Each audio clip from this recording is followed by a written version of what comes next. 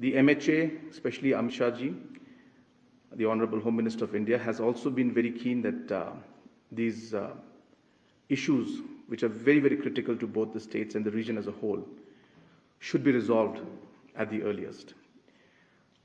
The MHA has mentioned that, the Home Minister has mentioned that when countries like India and Bangladesh can resolve their issues, why can't states within the country resolve their issues?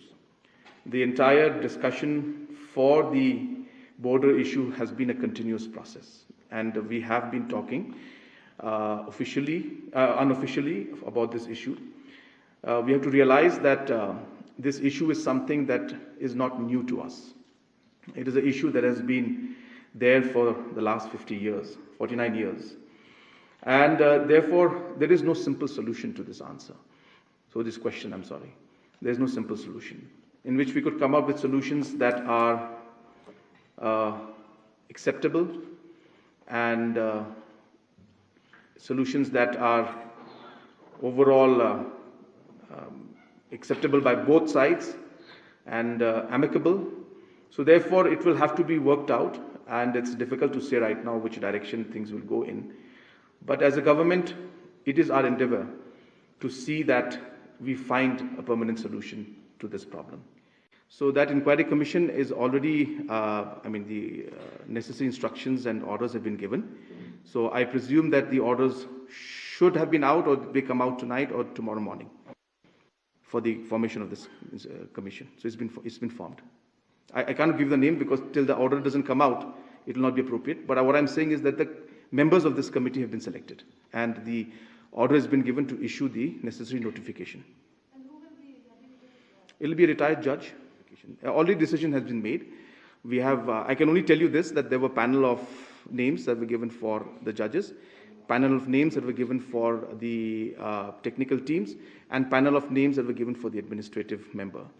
Our basis of selection was to ensure that this is completely independent. So we have avoided people who had any kind of link with state government or Northeast, in terms of the power department or any other department. And we have avoided people who could have links to MECL or the power department, so that we would have a complete independent opinion. So that's the only thing I can say. But that was the yardstick we followed, because we felt that if we try to bring in people who have, worked in MECL in the past, or people who have worked in other departments, there could be some questioning whether this is truly independent in nature or not. So we tried our best to make it truly independent in nature.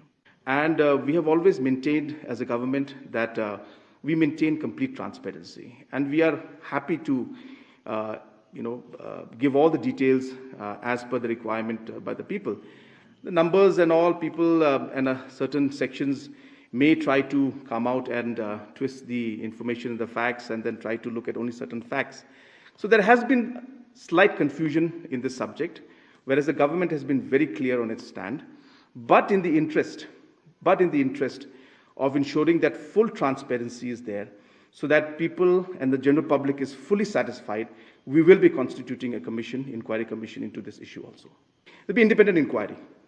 Independent, headed by a judge, independent inquiry, just like we have done for the MECL allegations. Because as I said, for us it's very clear, we want to be very, very transparent, and we want to assure the people that there is no such scam or any kind of misappropriation that's taking place. So for the satisfaction, we are ready to set up, and we will be setting up an inquiry into this. These products, as per the reports that are with us, and these are all properly documented, these products are tested every 3 months. But as I said, let all of this aspect come clear with the proper inquiry. So we will put up an inquiry into this. We'll start the process within a day or two. And just like the inquiry commission for the MECL, where we have given 3 months to submit the report, similarly, for this also, we will give them just 2 to 3 months to submit the report, so that these facts and figures come out clearly, so that all the confusion that is there among the public is clarified.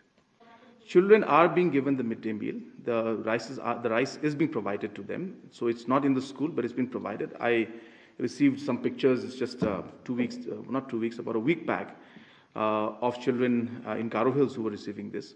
So it has been given to them, though the school is not there. But as I said, no matter what I say, I think a proper inquiry would set the record straight. So, in the interest of transparency, let the inquiry report come in, and then I think it will be very clear to the people of the state. Yes, Mairang district has been announced, and Mairang will be the new district of our state. And because of COVID, the situation has been slightly slow. But to let the people of Mairang know and feel positive about it, that we will do our best to ensure that before Independence Day, the Mairang district is functional. Sora has been, again, an area of concern. There has been demands for it. But because of the geographical landscape and the areas of Peninsula and down and all these other areas that are across the valley, so the geographical, I should say, mapping is not coming to a point where we're able to really look at a consensus. So all those issues are being discussed, and we will see how to move forward. But if you remember my speech when I gave in Mairang, I think it was the 31st of March 2021. So when I gave the speech that day, I mentioned that Mairang is at the bottom in terms of the Sustainable Development Goals.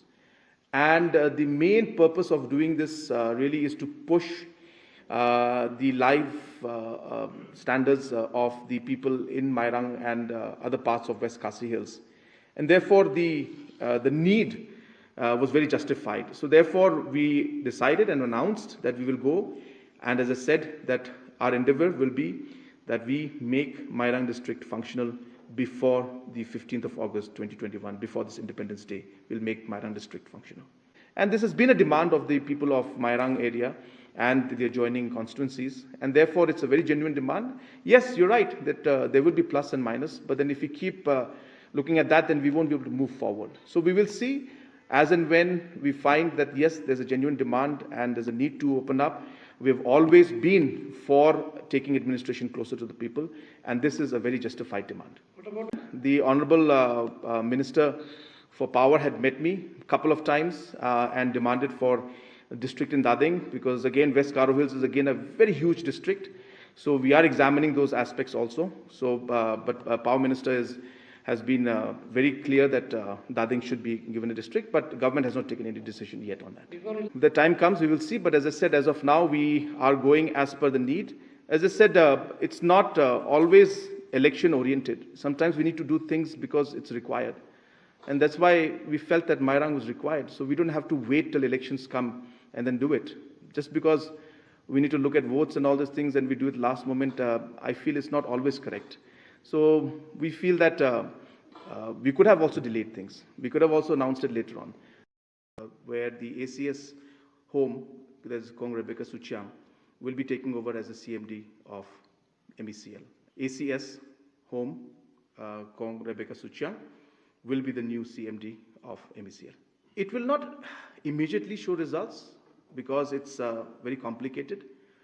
I have again repeated again and again that MECL has had a lot of difficulty because of whether the unbundling of the companies, the 800 crores of the terminal benefits to be given to the employees, which again was not given, and therefore they had to take it out from their own revenue. Whether it is from the overall payments to be made to different companies, generation companies. So there has been a huge financial burden. As I keep repeating in my press conferences, that whereas states like Assam and Manipur and Arunachal and others, some owe nothing to these big companies. Some and most of them owe less than 100 crores.